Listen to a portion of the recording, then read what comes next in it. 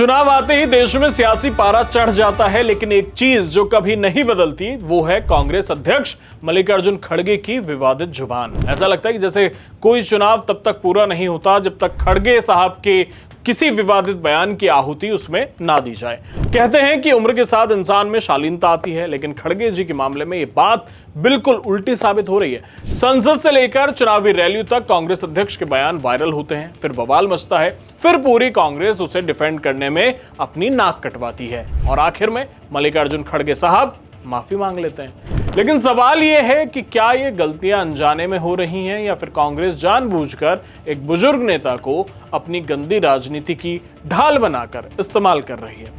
अभी ताजा मामला देखिए। 5 अप्रैल को केरलम की रैली में खड़गे साहब ने गुजरात के लोगों को सीधे सीधे अनपढ़ और बेवकूफ कह दिया। Don't misguide the people of Kerala. They are very clever. They are educated.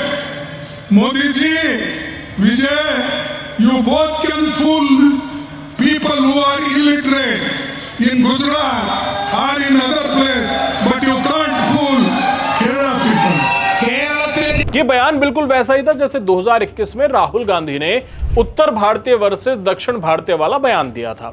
वहीं 6 अप्रैल को असम के श्रीभूमि में खड़गे साहब ने कुरान का हवाला देते हुए कहा कि अगर नमाज पढ़ते समय भी सामने से सांप गुजरे तो नमाज छोड़कर उस जहरीले सांप को मार देना चाहिए। ये उनका निशाना था आरएसएस और बीजेपी पर। नतीजतन बीजेपी हमलावर हुई और हमेशा की तरह खड़गे साहब को खेद जताना पड़ा। नवंबर 2022 में गुजरात विधानसभा चुनाव के दौरान मल्लिकार्जुन खड़गे ने पीएम मोदी को लेकर विवादित टिप्पणी की थी। उन्होंने कहा था कि तुम्हारी सूरत कितनी बार देखना, आपके रावण के जैसे 100 चेहरे हैं क्या? आप किसी को मत देखो, मोदी को देखकर वोट दो। अब भाई तुम्हारे को तुम्हारी सूरत कितनी बार देखना, कारपोरेशन में भी तुम्हारी सूरत देखना,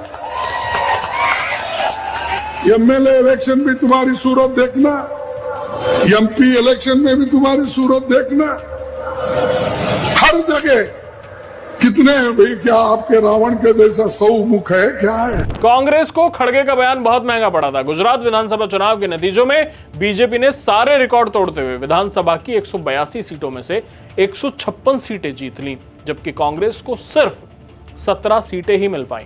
मध्य प्रदेश चुनाव कैंपेन में उन्होंने बीजेपी की तुलना पांडवों से कर दी। बोलना कुछ और चाहते थे, बोल कुछ और गए। कांग्रेस पार्टी के लोग सिर पकड़कर बैठ गए कि अध्यक्ष जी कहना क्या चाहते हैं।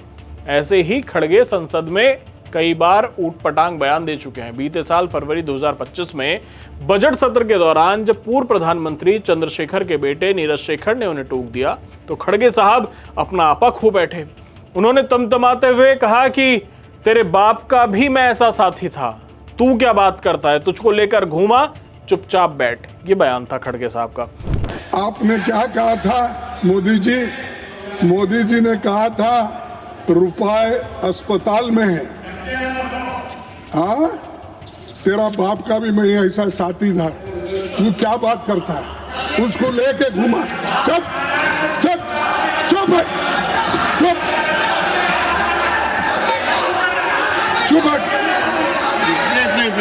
जनवरी 2025 में महाकुंभ के दौरान भगदड़ की अफवाह और मौतों को लेकर उन्होंने संसद में सफेद झूठ बोला। खड़गे साहब ने हजारों लोगों की मौत पर श्रद्धांजलि दे दी। जब सभापति ने 1000 लोगों की मौत के सबूत मांगे तो बोले कि नंबर गलत हुआ तो माफी मांग लूंगा। जब भी खड़गे बुरी तरह फंसते हैं तो कांग्रेस का पुराना विक्टिम कार्ड बाहर आ जाता है। उन्हें दलित बताकर ढाल बना लिया जाता है। लेकिन सच्चाई तो यह है कि कांग्रेस खड़गे के जरिए वो सब कुछ कहलवाती है जो राहुल गांधी खुद कहने से डरते हैं। ये एक सोचा समझा स्टाइल बनता जा रहा है, एक पैटर्न है कि बयान दो, माहौल बिगाड़ो, वायरल करो और फिर माफी मांग लो। देश के इतने सीनियर नेता से बार बार ऐसी गलती इत्तेफाक नहीं हो सकती। ये कांग्रेस की उस गंदी राजनीति का हिस्सा है जो सिर्फ नफरत फैलाकर सत्ता पाना चाहती है। आप क्या सोचते हैं? हमें कमेंट बॉक्स में जरूर बताइएगा। धन्यवाद।